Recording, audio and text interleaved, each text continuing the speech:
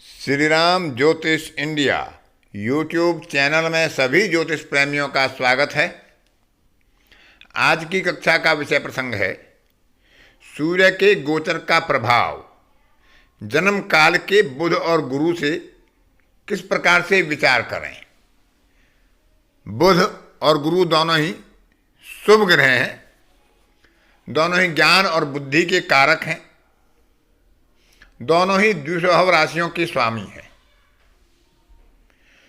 तो बुध अधिकांशतः सूर्य के इर्द गिर्द ही रहता है, सूर्य के साथ, सूर्य से एक भाव आगे या एक भाव पीछे। लेकिन गुरु सूर्य से किसी ने भी भाव दूर हो सकता है। वो त्रिकोण में भी हो सकता है, द्विद्वादश भी हो सकता है, केंद्र में भी हो सकता है, षडाष्टक में भी हो सकता है। लेकिन बुध या तो सूर्य के साथ युति में होगा अथवा द्विद्वादश संबंध बनाते हुए होगा। तो गुरु और बुध की शुभता और अशुभता का विचार करते हुए और सूर्य की स्थिति जन्म कुंडली में किस प्रकार की है उसका विचार करते हुए सूर्य के गोचर का बुध और गुरु से किस प्रकार से हम प्रभाव देख पाएं, आज की कक्षा में इसी बात पर विचार किया जाएगा। सूर्य के कारकत्व पहली कक्षा में बताए जा चुके हैं, जिसमें सूर्य से उसके गोचर का प्रभाव बताया था, और इसी सीरीज में आज बुध और गुरु के ऊपर से सूर्य के गोचर का विचार करेंगे। तो पहले विचार करते हैं बुध के ऊपर से। यदि बुध की स्थिति शुभ हो और सूर्य का गोचर शुभ प्रभाव देने वाला होगा तो क्या प्रभाव देगा, और अशुभ स्थिति में होगा तो क्या प्रभाव देगा। तो पहले विचार करते हैं बुध का और उसके बाद विचार करेंगे देवगुरु बृहस्पति का। बुध यदि केंद्र में हो, त्रिकोण में हो, स्वराशि में हो, उच्च राशि में हो, मित्र राशि में हो, शुभ ग्रह की दृष्टि में या शुभ ग्रह के साथ बैठा हो तो वह सामान्यतः अपनी शुभ परिणाम देता है। तो ऐसे शुभ राशि में बैठने वाले या शुभ भाव में बैठने वाले बुध से, बलवान बुध से जब सूर्य का गोचर होगा, और सूर्य भी यदि जन्म पत्रिका में बलवान हो, अपनी अच्छी राशि से, मित्र राशि से गोचर कर रहा हो, अष्टक वर्ग में भी उसका कक्षा आदि का विचार कर लेना चाहिए। तो यदि सूर्य का गोचर जन्मकालीन बुध से शुभ गोचर होगा तो ऐसे में जातक का दृष्टिकोण व्यावहारिक और संतुलित होता है, उसकी बौद्धिक क्षमता स्पष्ट होती है, वह किसी के दबाव में या अनावश्यक किसी भी कारण से अपनी बौद्धिक क्षमता को प्रभावित नहीं होने देता है। उसकी तर्क शक्ति बड़ी प्रबल होती है, राज्य शक्ति का उसे लाभ प्राप्त होता है। संगठनात्मक प्रतिभा ऐसे समय में जातक की बहुत ही मुखर हो जाती है। किसी भी संगठन को, किसी भी व्यवसाय को चलाने में उसे अच्छी सफलता प्राप्त होती है।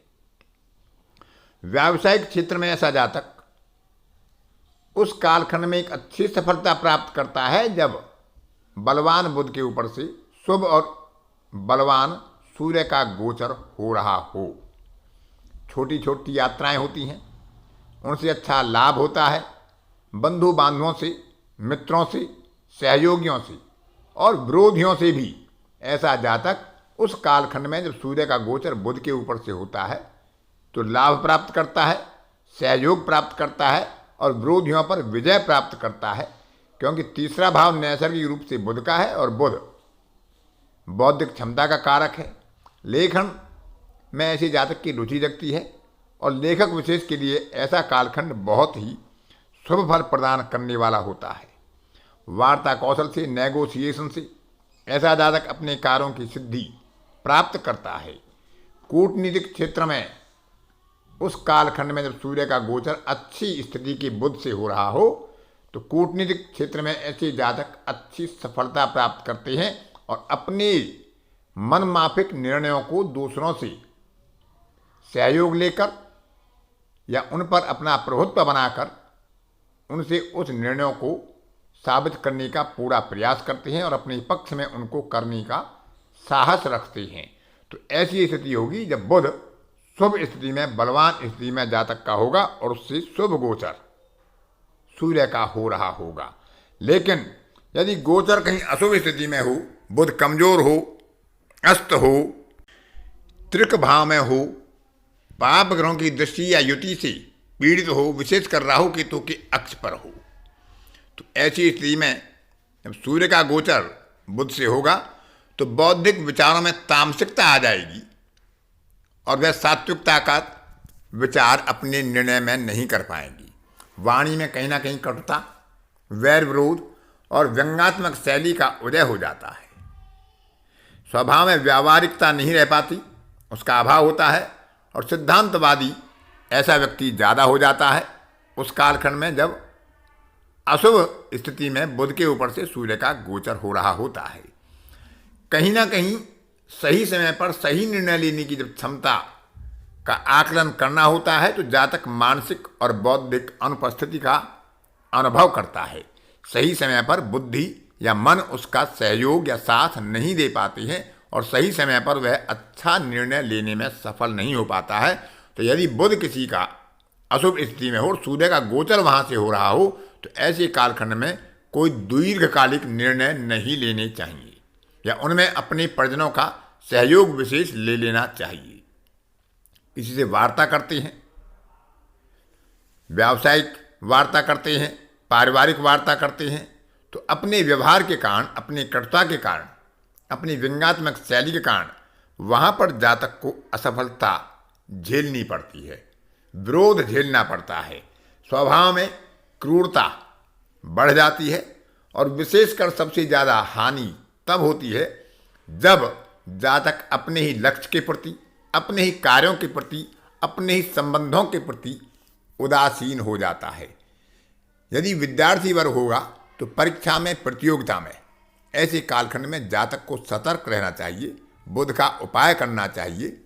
बुध के मंत्रों का जप कर सकते हैं या अन्य कोई उपाय कर सकते हैं, क्योंकि अपने ही लक्ष्य के प्रति, अपने कार्यों के प्रति जब उदासीनता हो, परीक्षा प्रतियोगिता में सफलता ना हासिल होती हो तो जातक के सारे किए कराए पर पानी फिर जाता है और उसका समय भी नष्ट होता है और उसे पुनः प्रयास करना पड़ता है। आगे विचार करते हैं गुरु का। गुरु यदि शुभ स्थिति में होगा, केंद्र में हो, त्रिकोण में हो, मित्र राशि में हो, स्वराशि में, उच्च राशि में हो और सूर्य का गोचर ऐसे गुरु के ऊपर से हो और सूर्य की स्थिति भी शुभ हो, मित्र राशि में हो, किसी के द्वारा बिंदु दिए हुए, शुभ रेखा दिए हुए कक्षा से हो रही हो तो ऐसे समय में जातक का स्वास्थ्य उत्तम रहता है, अच्छे आरोग्य का लाभ होता है, अधिकार प्राप्ति की चाह और उसमें सफलता भी मिलती है। अधिकार प्राप्ति के लिए जातक संघर्ष करता है और सफलता भी हासिल करता है। समाज में, राज्य में मान प्रतिष्ठा का लाभ जातक को होता है। अपने गर्मामयी व्यवहार से वह दूसरों को मोहित करता है, सम्मोहित करता है और उनसे अपना कार्य सिद्धि कराने में सहयोग प्राप्त करता है। ऐसे जातक को उपहार का लाभ भी प्राप्त होता है। अपने कार्यों से उसे आनंद की अनुभूति और जो कार्य में सफलता मिलती है, जो परिणाम होते हैं, उनमें एक संतोष का अनुभव जातक को प्राप्त होता है। जातक बहुत स्वार्थी नहीं होता, संतोषी प्रवृत्ति से अपने कार्यों को आगे बढ़ाता है और सफलता हासिल करता है। सामाजिक समरसता का लाभ जातक को मिलता है। किसी से वार्ता करता है, उसका लाभ जातक को मिलता है, क्योंकि गुरु धन का कारक है। तो आर्थिक स्थिति में ऐसे समय में जातक को सुधार प्राप्त होता है, राज्य से भी सहयोग प्राप्त होता है, उच्चाधिकारियों का सहयोग प्राप्त होता है, अपने से बड़ों का, गुरुजनों की कृपा प्राप्त होती है।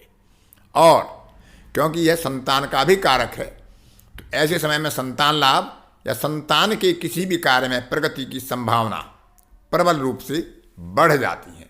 संतान के लिए भी यह समय उत्कृष्ट होता है, अच्छा होता है। तो इस तरह से जो भी गुरु के कारकत्व होते हैं उनमें वृद्धि ही होती है और गुरु क्योंकि शुभ ग्रह है, सौम्य ग्रह है, उसका लाभ ही जातक को प्राप्त होता है।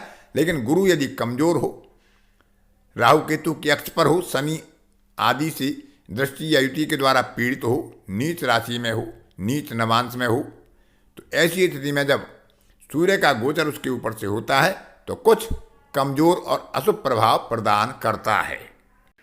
क्योंकि ऐसी स्थिति में गुरु का गरिमा पूर्ण व्यवहार समाप्त हो जाता है, कमजोर हो जाता है। जातक अपने अहंकार के कारण स्वयं विवाद पैदा करता है, अपनों से और अपने बड़ों से उपेक्षा का अनुभव से महसूस होता है, अनावश्यक व्यय बढ़ जाते हैं, धन संचय कम होता है, संग्रह किए हुए धन में भी कमी आती है।